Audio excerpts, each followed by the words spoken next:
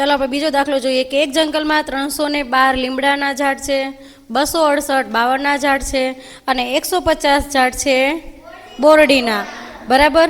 તો આ ત્રણેય પ્રકારના ઝાડને ભેગા કરીએ તો કુલ ઝાડ કેટલા થાય? બરાબર. તો આપણે શું કરવું પડશે? આના માટે સરવાળો કરવો પડે.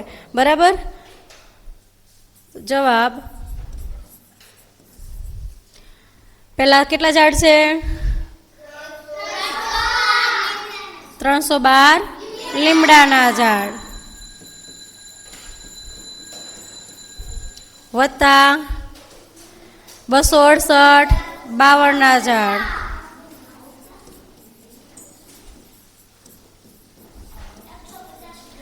વત્તા 150 બોરડીના ઝાડ.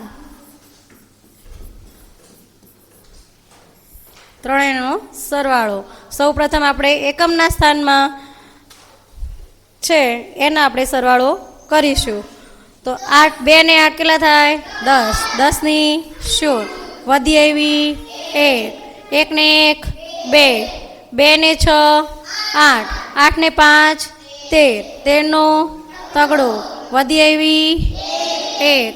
3 ને 1 4. 4 ને 2 6. 6 ને 1 7.